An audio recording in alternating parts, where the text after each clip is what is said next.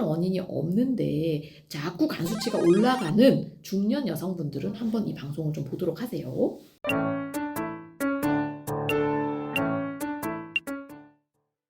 여러분 안녕하세요. 간 보는 의사 언니입니다. 오늘은 희귀질환 산정특례 질환 특집을 해보도록 하겠습니다. 자, 첫 번째 주인공은 원발성 담즙성 담관염, 일명 PBC입니다. 요새 제 외래에 은근 PBC 환자분들이 좀 많이 오시는 편이에요. 근데 이 환자분들이 선생님 유튜브에 다른 자료는 다 있는데 PBC에 관한 자료가 너무 없다. 자료를 좀 만들어주세요. 라고 강력 요청하셔서 한번 제작을 좀 해봤습니다. 여러분 우리나라 의료 제도 되게 잘 돼 있는 거 아시죠? 이제 특히 그 중에서도 암 환자나 아니면 희귀난치 질환은 산정특례를 받을 수가 있습니다. 간 질환에도 희귀난치 질환을 인정받을 수 있는 질환들이 몇 개가 있는데요. 그 중 하나가 오늘 소개드릴 원발성 담즙성 담관염입니다. 보통 환자분들의 특징은 좀 말랐어요. 뚱뚱하신 분들 많이는 없는 편이고요. 근데 말랐는데 몇 년 동안 이유 없이 간 수치가 높다.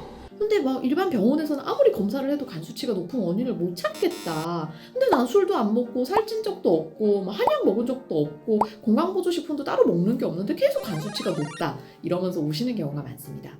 즉 특별한 원인이 없는데 자꾸 간 수치가 올라가는 중년 여성분들은 한번 이 방송을 좀 보도록 하세요. 원발성 담즙성 담관염의 정식 영어 명칭은 프라이머리 빌리어리 콜랑자이티스, 보통 전문가들이 줄여서 PBC라고 표현을 합니다.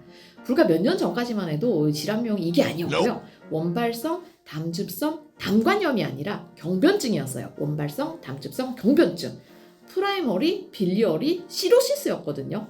근데 이 사실 PBC 환자분들이 간경화까지, 간경변증까지 가지 않는데 이런 표현을 쓰는 게 좀 적합하지 않다라고 경변증이라는 단어를 바꾸자. 그래서 담관염으로 이름이 바뀌었습니다. 이 질환은 일종의 자가면역 질환입니다. 이제 몸 안에 항체라는 거는 사실 외부에 나쁜 것들이 병균 같은 게 들어왔을 때 싸우라고 있는 거잖아요. 근데 이 항체들이 잘못 프로그래밍 탁 되어가지고 나를 공격하는 거를 자가면역 질환이라고 합니다. 즉 적군이랑 아군이 이게 분별이 안 되는 거예요. 아군을 공격하고 있는 질환입니다. 환자분들이 보통 내가 면역력이 떨어져서 걸린 것 같다 이렇게 얘기를 하시는데 완전 반대예요. 오히려 쓸데없이 면역력이 높아져서 공격을 안 해도 될 내 자신을 공격하고 있다라고 생각하시면 될 것 같아요. 우리 간은 포탈 트라이어드라고 해서 간문맥 혈관, 간 동맥 혈관, 그리고 담관 이렇게 3종이 같이 쪼르르 이렇게 다니는데 PBC는 이 중에 작은 담관, 큰 담관 말고요. 담즙이 다니는 작은 담관이 주로 공격을 당하는 질환입니다. 그러면 담관 주변으로 해서 이제 백혈구 같은 면역 세포들이 조직 검사 해보면 막 우르르 몰려 있어요. 그럼 이제 염증 작용을 일으키잖아요. 그럼 담관 세포들이 파괴를 당하고 망가지고 그 주변에 또 간 세포들이 있을 거 아니에요. 간 세포들도 같이 망가지게 되는 병입니다. 염증이 만약에 되게 심해지잖아요. 그럼 이제 염증 범위가 넓어지다 보니까 담관 주변뿐만 아니라 전체 간으로도 막 손상을 당하게 되고 자꾸 그렇게 간이 손상당하는 과정이 길어지다 보면 간이 굳고 간경화까지도 갈 수 있게 되겠죠. 보통 이 PBC에는 항미토콘드리아 항체, 여러분 미토콘드리아 배우셨죠? 세포 안에 들어가 있는 그런 특정한 항체가 있는 경우가 되게 많습니다. 한 PBC 환자분들의 90% 정도는 항미토콘드리아 항체가 양성이라고 하고요. 그런데 5에서 10% 정도는 항미토콘드리아 항체가 음성인 환자분들도 있다고 합니다. 근데 이제 이런 분들은 혈액 검사 말고 조직 검사에서 보통 진단되게 되는 경우가 더 많은 것 같아요.